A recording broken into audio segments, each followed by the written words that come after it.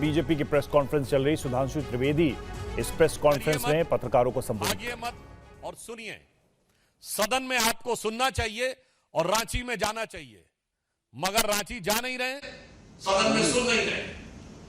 रांची में छात्रों के साथ अनुशासित मर्यादित आंदोलन करने वाले छात्रों के साथ जो पूर्णतः गैर राजनीतिक आधार पर अपनी सामान्य समुचित मांगों के लिए संघर्ष कर रहे हैं, उनके साथ जो व्यवहार हो रहा है उसके ऊपर जहां भारतीय जनता पार्टी ने झारखंड बंद का आज आह्वान किया है, वहीं राहुल गांधी जी के कान पूरी तरीके से बंद हैं।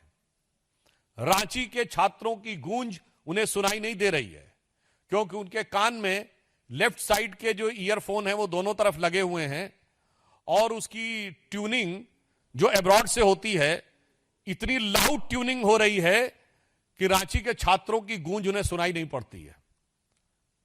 और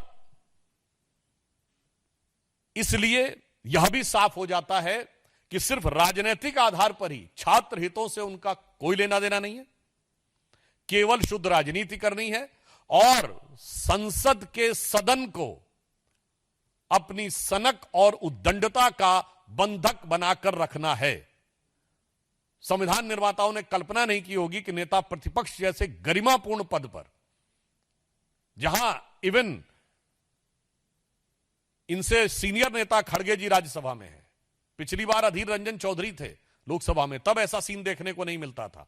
उससे पूर्व याद करिए स्वर्गीय सुषमा स्वराज जी, अरुण जेटली जी, इवन अटल जी की सरकार के समय में सोनिया जी और डॉक्टर मनमोहन सिंह, उस समय क्या कभी ऐसा दृश्य देखने को मिलता था? नरसिम्हा राव जी की सरकार में अटल जी और अडवाणी जी, तब कभी ऐसा सीन देखने को मिलता था? तो यह भारत के लोकतंत्र के लिए आज राहुल गांधी जी का आचरण एक चुनौती बन के खड़ा है। और यदि लोकतांत्रिक व्यवस्था और संवैधानिक व्यवस्था पर सबसे बड़ा संकट है तो वो कांग्रेस पार्टी और राहुल गांधी का आचरण।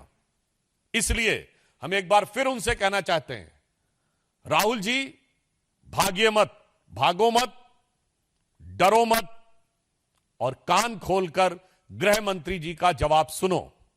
मगर आप सबने देखा है कि ये सत्र के दौरान सदन से भागते हैं और सत्र के बाद विदेश भागते हैं। इसलिए मैं उनसे कहना चाहूंगा कि यह स्वाभाविक है कि आप सत्र के बाद एक बार पुनः विदेश भागेंगे, पर विदेश भागने से पहले इतनी हिम्मत जुटाइए, इतना साहस जुटाइए कि गृह मंत्री अमित शाह जी का वक्तव्य सुनकर जाइए। धन्यवाद।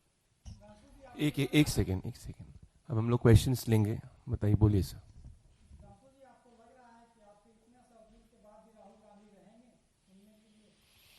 देखिए, मैंने तो आपसे कहा कि अपने आप में राहुल गांधी जी क्या करेंगे या क्या नहीं करेंगे, हम तो आउटसाइडर हैं। मुझे लगता है कि यदि आप